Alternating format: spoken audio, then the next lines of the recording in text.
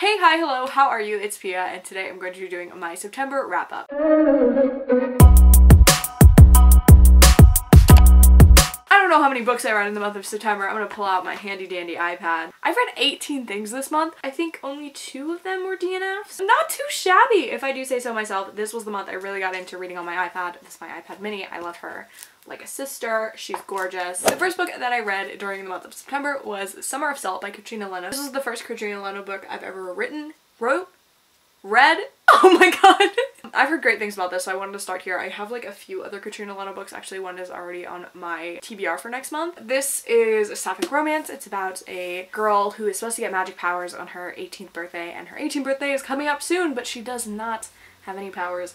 And it's about this seaside town where this bird is supposed to come and bring luck every year, but the bird does not come. So it's spooky, it's witchy, it's got some fun vibes. I ended up giving this 4 out of 5 stars. I don't think it was like 5-star worthy for me, but I did really enjoy it. I even tabbed it a little, look at me, because it had some really sweet moments, and I think that the overall like story was really nice and the writing was well done. So I think I would enjoy more Katrina Leno books in the future. I don't know why I can't talk today. So today's emoji book rating is going to be a champagne bottle, because I turned 18 this month, which doesn't mean I can drink, but it means it's exciting. Okay, so I read a graphic novel. I read The Tea Dragon Society. This is the first book in the Tea Dragon series. Last year I read an arc I had of the companion novel to this, but I hadn't read the first novel, which is this one. Oh my god, I love this. This is probably my favorite graphic novel I've ever read. It's so sweet. We have a female-female romance, we have a male-male romance, we have these cute little tea dragons that like gotta be patient, you gotta like brew their tea leaves, and it's like the best tea ever. Like Loki has you on a trip, and it's like the cutest thing, and I love the main characters, I love the representation, I just loved everything about this. It was so sweet. I gave it 5 out of 5 stars. I absolutely adored it, and I cannot wait for the sequel that's coming out later this year. Then I read The Whisper Man by Alex North. This I was graciously gifted, and this one I was graciously gifted by a subscriber, so thank you so much for that. I feel like my voice is like lower than it normally is today. This is about a thing that happened a while ago where these boys heard the whispers in the forest, and they got killed. And then it's set in the present where it's like 2 different perspectives.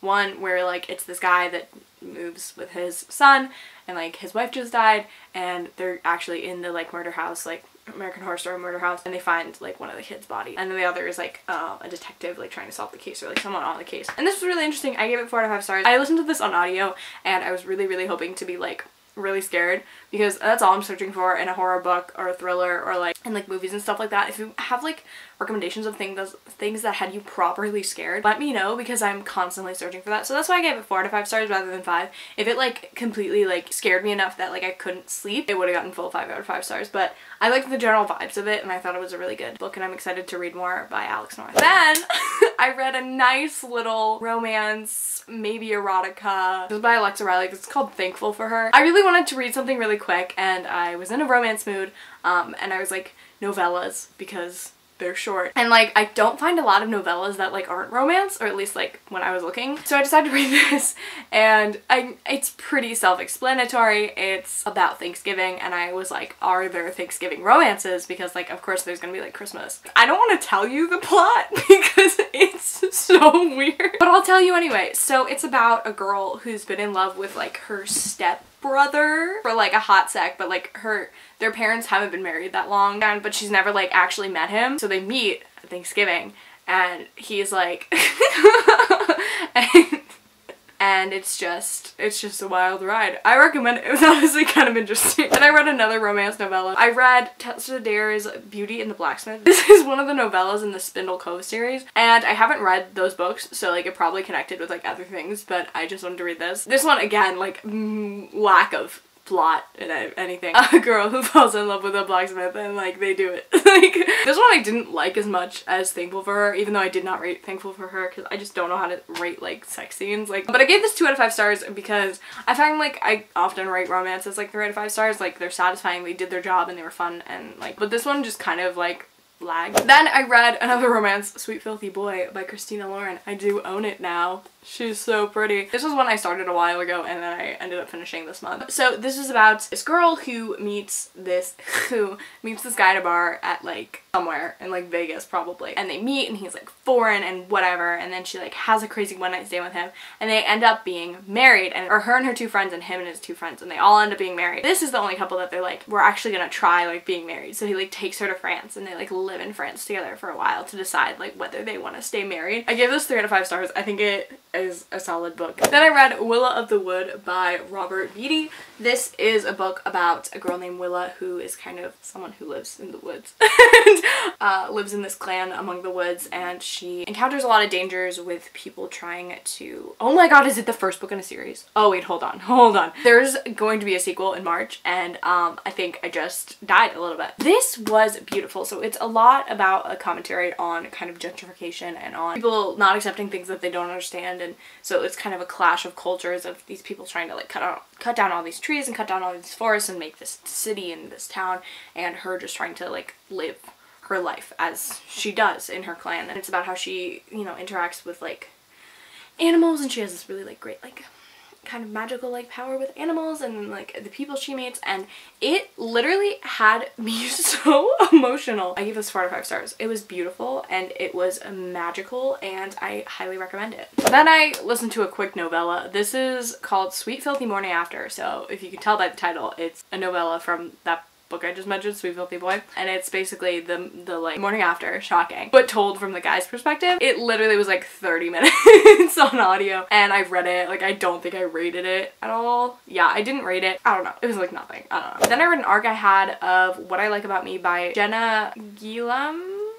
I'm so sorry. I had this arc off NetGalley, so I wanted to do some NetGalley reading. This book interested me because it seemed like a cute, fluffy contemporary, and I was going into this and I was so excited, and I was like, this is gonna be a best friends to lovers. It's set this summer, and it just it just was not what I thought. This is an enemies.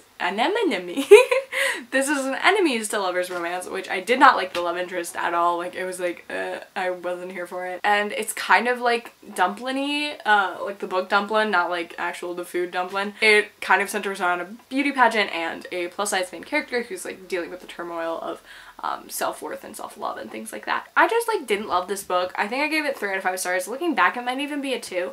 This wasn't what I thought it was gonna be, so I found it really disappointing, so I just like didn't like it. Then I read another Alexa Riley book. This is by actually Alexa Riley and Fiona Davenport. This is called Muse. This was probably a lot worse than the other one I read. It's straight up like doing the all the time. It's about a guy who scores movies, and he's like, oh, like, I'm so blocked, like I'm so creatively blocked or whatever.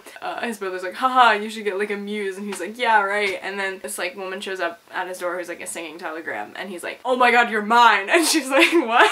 And they just like pursue a really strange relationship where he just like pays for her to like live with him on like short notice. I don't know. It definitely like wasn't very good. I don't know what it is about romances, or maybe I'm just like with the wrong people, but like I swear to god, people don't talk like this. Like, there is so much like dirty language in here to the point of like it's kind of gross and offensive. I was like, how would I feel if those words were said to me in this context? And I don't like it. I read a book called On the Horizon by Lois Lowry. This is, I would say, kind of a picture book. This is actually kind of semi-autobiographical for Lois because she was a kid. This is about the bombing of Pearl Harbor as well as the atomic bomb drop at Hiroshima. Funny enough, like, Lois Lowry as a kid was actually like in Pearl Harbor at different times, and it has kind of her kind of story and narrative woven through it. It's also kind of about just people that died and the people that lived, and you got kind of snippets of their life. And it's all told in verse, which I think is really interesting. I love poetry and I love novels told in verse, and I love Lois Lowry. It has some beautiful imagery, and I just think it's a really like impactful and important book, and I gave it 5 out of 5 stars. I thought that there was literally like nothing wrong with it. Then I read a book called Where the Watermelons Grow. This is by Cindy Baldwin. This is a middle grade about a girl whose mom has schizophrenia. Right off the bat, obviously, it's a super tough read. I loved this book. I love books that center around mental health and mental illness, especially in a middle grade, which I felt like it was super interesting to kind of hear this story told from the perspective of a child looking at her mother, and obviously like kind of tearing down the barrier that is like, you know, this mother figure you have, or these parental figures that you have. Like obviously they're so like held high when you're young, but seeing someone like that in this state really kind of tears down those walls and changes your perspective a lot. And I just absolutely adored this book. I can't really tell you much about how much it impacted me, but I gave it 5 out of 5 stars. After reading this, I was like, this was one of the best middle grades I've read. And then I read another arc I have off NetGalley, but this is actually out. This is called In the Holidays by Christina Lauren. Obviously you saw I read another Christina Lauren book this month. I actually have read a lot of their work. And this was probably my favorite Christina Lauren book. This, obviously you can tell from like the cover and the title, that it is a holiday romance. Oh my goodness, I love this. It's such a cute rom-com book. So basically it's kind of like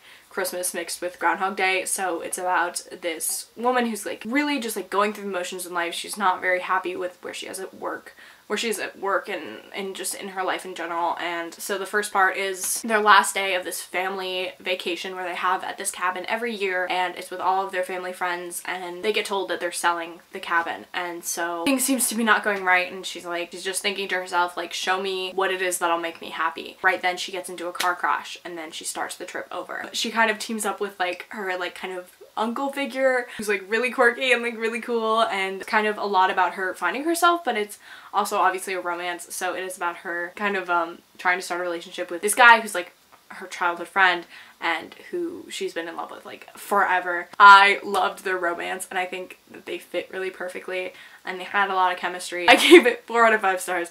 It's probably the best Christina Lauren book I've ever read. I read The Duchess Deal by Tessa Dare. This is in the Girl Meets Duke series. This is about a woman who is a tailor, I believe. She shows up like really fucking sassy and shit to this guy's house, and she's wearing this wedding dress that she made for the woman he was supposed to marry, but they didn't end up getting married. And she's like, dude, you have to pay me for my dress, like, and she's like wearing it, and he's like, what if I just married you instead? And then like, it was really cute. I mean, I gave it 3 out of 5 stars. It was cute. Like, it was funny, and it was like, you know, quirky, whatever. Then I DNF'd a book. This is an arc, again, I had off NetGalley, and that is Smash It by Francia Simone. I was really excited about this book. Is it gonna be a series? That's excessive. I was really excited about this book. It has a black plus-size main character, and it's about play, and it obviously seemed like it was gonna have a best friends to lovers, so it had a lot of like things that I really like in books, but I just could not stand certain parts of this book. It had some weird cultural appropriation. Like, there was a part where the narrator, like the main character, was like, oh, I could tell he was Hawaiian because of how many times I've watched Moana. And I was like, okay, things that just rubbed me the wrong way certain times. You know, I was like almost halfway done with the book, and I checked some reviews, and they were all saying like it only gets worse. Like, there's only worse things that are said and that are mentioned and that are kind of like leave a bad taste in your mouth. And I was like, you know what, I'm gonna just stop reading this book because other people have said that there's even worse things coming, and I just don't want to support that. So I don't know if I'm counting this as a DNF, to be honest. I read Wayward Son by Rainbow Rowell, and I did not like this book. I definitely got to like 90-something%, and I was like, I don't care anymore. I read the first book, Carry On, and I really liked it. I was like, this is really cute and fun. And then Wayward Son happened, and I was like, and like nothing happened. I was reading it, and I never like wanted to pick it up. I was listening to the audiobook, and like I had loved listening to Carry On audio. And I was like, everything was like weird, and the characters were really like stiff, and I kind of felt like they were like held at arm's length. So I officially gave it 2 stars. It wasn't great. I didn't love it. I'm sorry. Then I read a book I did love. I read Unpregnant by Jenny Hendricks and Ted Kaplan. The movie adaptation just came out, which I really want to watch. I absolutely love this book.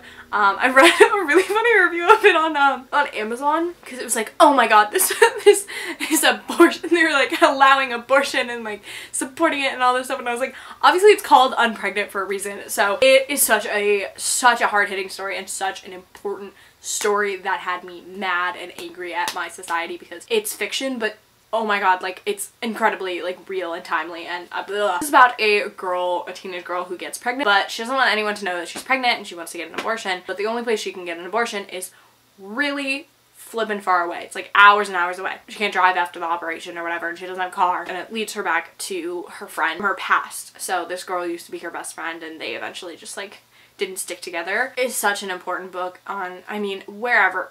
Obviously, like, you could have your own opinion. But to me, obviously, I'm incredibly pro-choice, and I just think it was just like a really good book, and I think it was a really important one. I mean, it's also like a fun road trip, and it's like about, you know, making connections and taking the time to like think about who's important to you and think about how you're showing yourself to other people and if that really is how you are. Obviously, it's important for people to know that it is your body and it is your choice, and you know, I guess if fiction ends up changing your mind for that, then that's good. I don't know. It was a really good book. It had me fucking pissed a lot of the time, and I read it really fast and I really liked it. So I gave it 4 out of 5 stars. I highly recommend this book. I'm gonna get myself a copy. I read Twelfth Night by William Shakespeare. I read this for class. I'm in an English class. I read books every so often. It's an exciting time. I have a lot of mixed feelings about Shakespeare. Obviously I didn't read this book because it's like Shakespeare and I'm like, who cares about my opinion?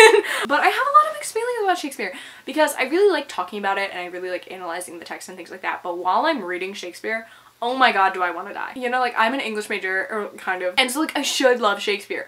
I don't, but I love talking about it and I love like analyzing it. I'm such a nerd about it. I like think about Shakespeare a lot, but I hate reading it, and that's how I feel about this book. Also, it was like kind of like wasn't my favorite. Like my favorite Shakespeare book is Shakespeare play, I should say.